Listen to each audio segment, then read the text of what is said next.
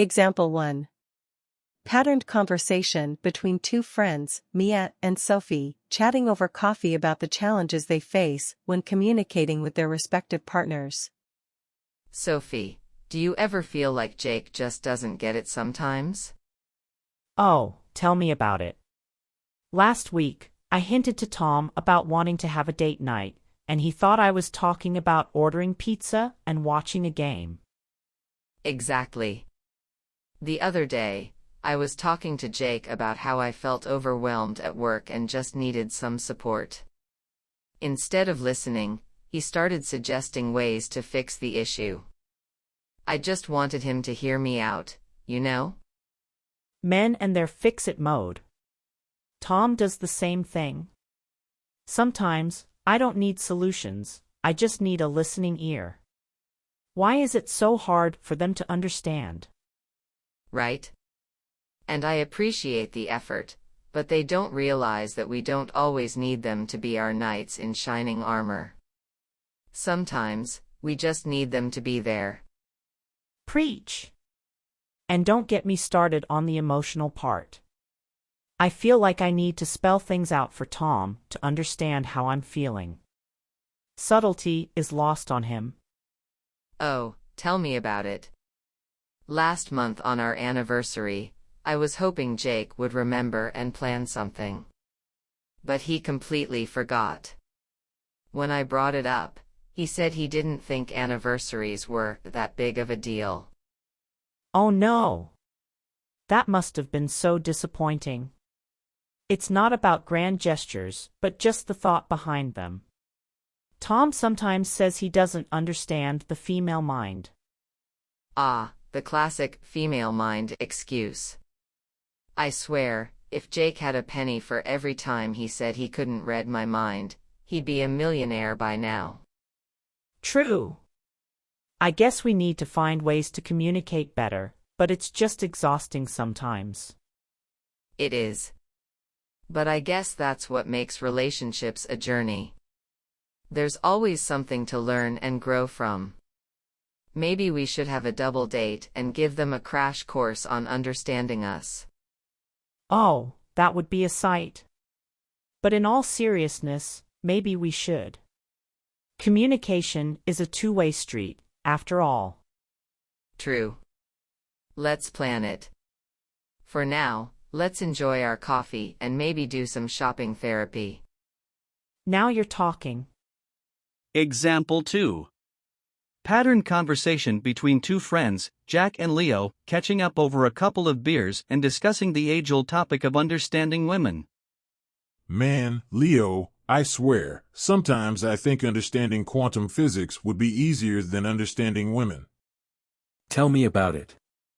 I tried surprising Anna with a weekend getaway last month, and instead of being happy, she got upset because I didn't involve her in the planning. I thought surprises were a good thing. Oh man, I feel you. Last week, Emily was upset with me for not picking up on her obvious hints. I mean, if they're so obvious, why can't I see them? Exactly. And the whole "you should know why I'm upset" thing. If I knew, I'd probably try to fix it. And there lies the problem. We try to fix things. My sister once told me that sometimes women just want to be heard and not have everything fixed. That's another thing. I can never tell when I'm supposed to offer solutions and when I'm just supposed to listen. It's like walking through a minefield blindfolded. Totally. And heaven forbid we get the mood wrong. I bought Emily chocolates when she was upset, and she asked if I was calling her fat. Ouch. I've learned to never comment on appearance unless it's to give a genuine compliment. Still, I feel like I'm always tiptoeing, trying not to say the wrong thing. Same here. I've been told I'm emotionally unavailable or not in tune with feelings. I'm trying, but it's tough when the rulebook keeps changing. Maybe we need a decoder or something. A Women for Dummies guide. We might end up needing a whole library. But in all seriousness, we probably need to communicate more, ask questions, and really listen.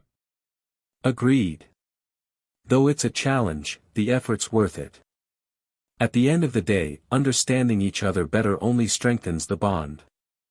Couldn't have said it better. Cheers to figuring it out, one step at a time. Cheers. Example 3.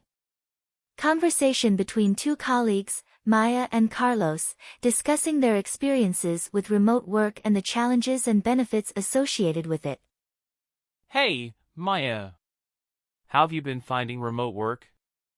I heard you've been doing it for a few days each week. Hey, Carlos. Oh, remote work.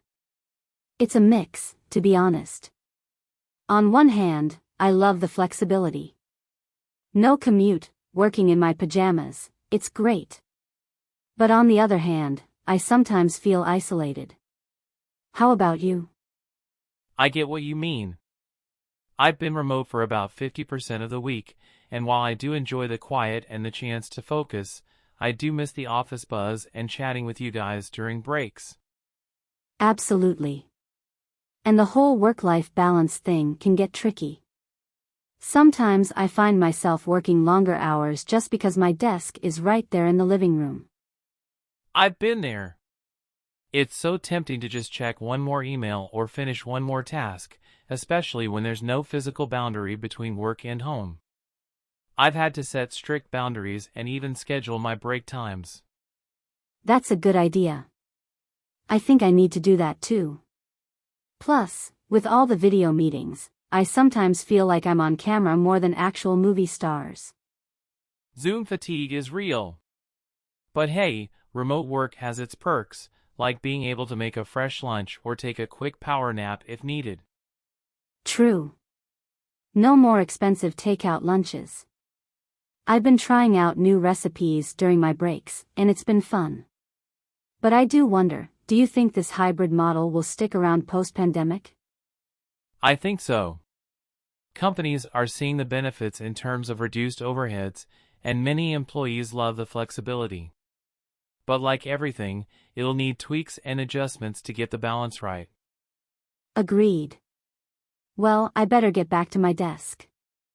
Let's catch up again soon, maybe during our next virtual team happy hour. Sounds like a plan. Take care, Maya. And remember to log off on time. Example 4. Conversation between two college friends, Sarah and Alex, discussing their thoughts and concerns about the environment and sustainability.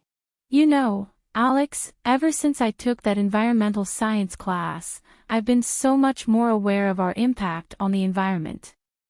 It's kind of overwhelming. Tell me about it. I was reading this article about the amount of plastic in our oceans. It's really alarming. We're so accustomed to convenience that we often forget the long-term consequences. Right? I've started making small changes, like this reusable bottle and carrying my own shopping bags. But sometimes it feels like a drop in the ocean. No pun intended. I get that feeling. But imagine if everyone did just one small thing. It adds up. Like, I've been using public transport instead of driving to campus. Not only do I save on parking, but it's also a little step towards reducing my carbon footprint. That's a great point. Every bit helps. And speaking of transport, I've been considering getting a bike. It's healthier and more sustainable. Oh, that's a good idea. Maybe we could start a bike-sharing program on campus. It'd promote fitness and be eco-friendly. That's brilliant. And you know what? We could also organize workshops or events to spread awareness about sustainability. Maybe a weekly farmers market or a DIY recycling craft event. I love that idea. Especially the farmers market.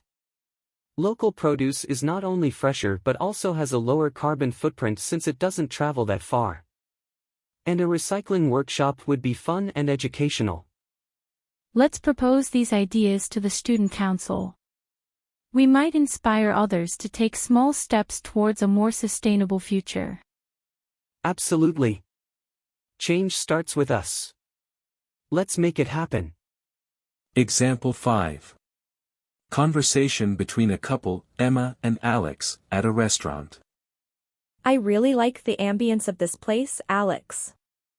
It's so cozy and romantic. I'm glad you think so. I thought it would be a nice place for a special night out. It definitely is.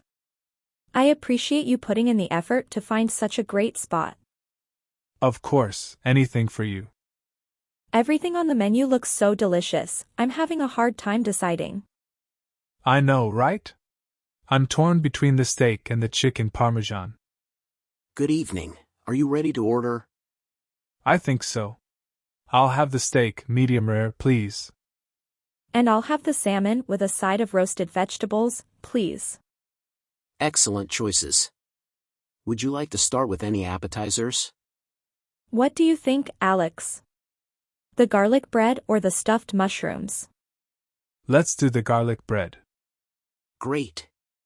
And what can I get you to drink?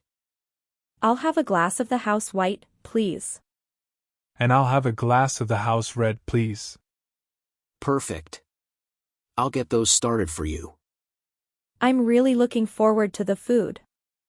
I've heard great things about this place. Me too. I read some reviews online and everyone raved about the food and the service. It's nice to have a night out, just the two of us. It really is. I've been looking forward to this all week. Me too. I love spending quality time with you. Same here, Emma. Here's to a great night. Example 6. Conversation between two friends, Alex and Jamie, who are traveling together.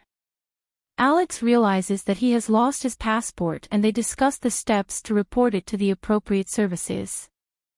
All right, I've got the tickets, snacks, oh no. What happened? I can't find my passport. I had it with me this morning.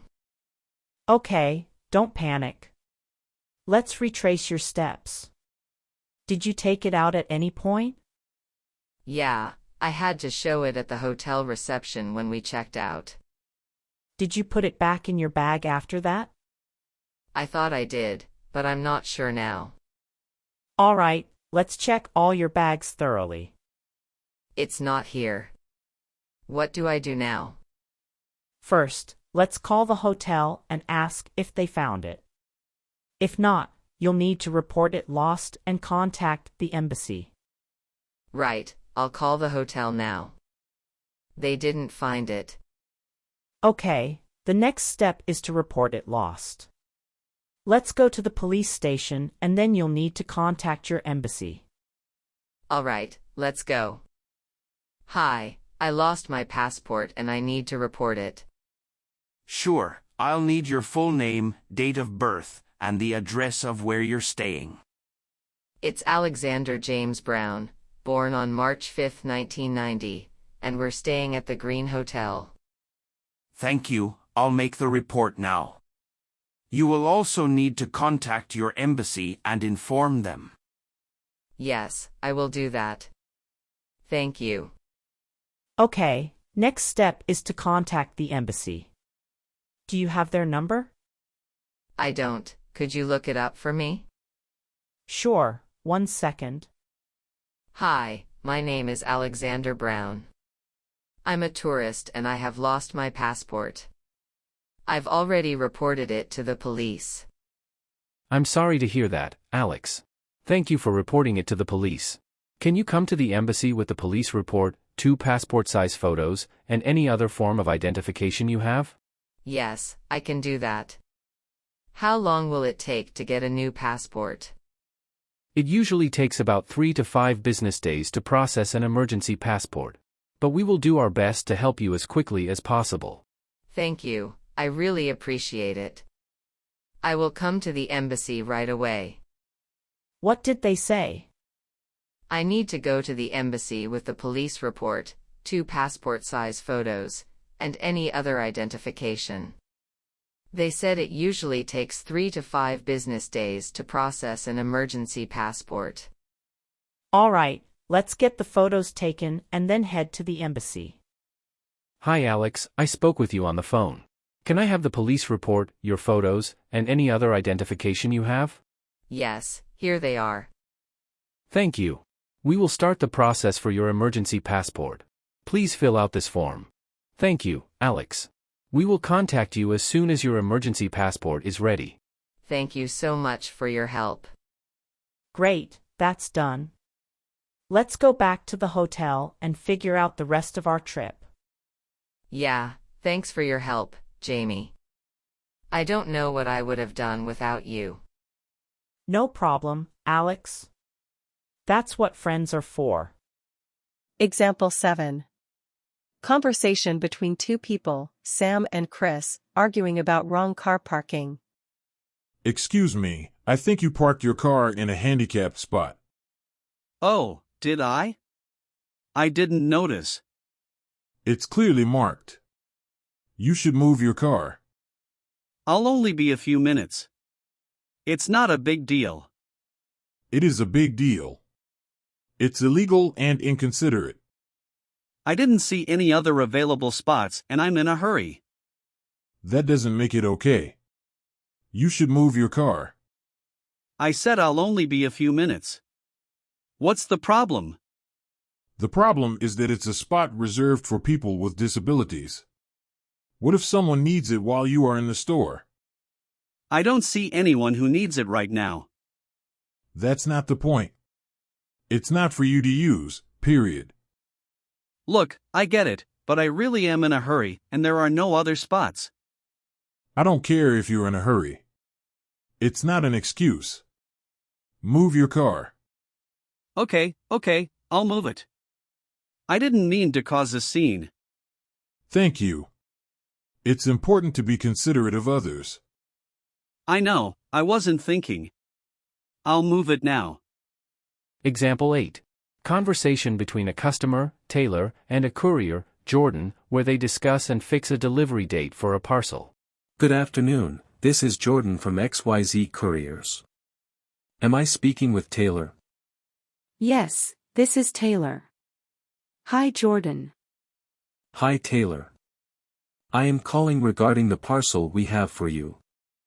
I wanted to confirm a suitable delivery date and time. Great, thank you. I am available tomorrow afternoon. Is that possible? Let me check. Yes, we can deliver tomorrow afternoon. Will there be someone available to receive the parcel between 2 to 4 p.m.? Yes, I will be home during that time. Perfect. We will schedule the delivery for tomorrow between 2 to 4 p.m. Please make sure to have your ID ready for verification. Of course, I will have it ready. Thank you. You're welcome. Is there a specific location you would like us to leave the parcel, or is it okay if we hand it over to you directly? Please hand it over to me directly. Sure thing. We will see you tomorrow between 2 to 4 p.m. Have a great day. Thank you, you too. Example 9. Conversation between an employee, Alex, and their boss, Sarah, where Alex approaches Sarah to discuss the possibility of a raise. Hi Sarah, do you have a moment? Of course, Alex. Come in. What's up? I wanted to have a conversation about my salary. Sure, I'm glad you brought it up. Let's discuss. I've been with the company for over 2 years now and I believe I have consistently performed well. I have taken on additional responsibilities and have always met or exceeded expectations. I agree, you have been doing a great job. Thank you, I appreciate that. I have done some research and I believe that my current salary is below the market average for my role and experience. I see. Thank you for bringing this to my attention. I wasn't aware of that. I understand. I wanted to discuss the possibility of a raise that would align my salary with the market average. I think that is a fair request. Let me discuss it with the HR department and see what we can do. Can you send me the research you have done on the market average? Yes, of course. I will send it to you right away. Great. I will review it and discuss it with HR. I will get back to you as soon as possible. Thank you, Sarah. I appreciate your understanding and support. Of course, Alex. It's important to have these conversations. Thank you for bringing it up. Thank you, Sarah. I will send you the information right away. Example 10. Conversation between two roommates, Jamie and Casey, discussing sharing responsibilities around their shared living space. Hey Casey, can we have a chat about sharing responsibilities around the apartment? Sure, Jamie. What's on your mind? I feel like I've been taking on most of the cleaning and maintenance tasks lately, and I think it's important for both of us to contribute equally. I see. I didn't realize you felt that way. Can you give me some examples? Sure, for example, I've been taking out the trash and doing the dishes most days, and I also cleaned the bathroom last weekend. I understand. I appreciate you bringing this up. I've been really busy with work lately, but I know that's not an excuse. I can definitely contribute more. I get that work has been busy, it has been for me too. Maybe we can come up with a schedule or a system to make sure we both contribute equally? That's a good idea. What do you have in mind? Maybe we can make a list of all the tasks that need to be done around the apartment and then divide them up equally? We can also rotate tasks every week or every month. I like that idea. Let's make a list now and decide who will do what. Great. Let's start with the daily tasks like dishes and trash, and then move on to weekly tasks like cleaning the floors and bathroom. Sounds good. Let's also include monthly tasks like deep cleaning the kitchen and the living room. Good idea. Let's write everything down and then divide the tasks. If you want more, subscribe. Check out my other videos.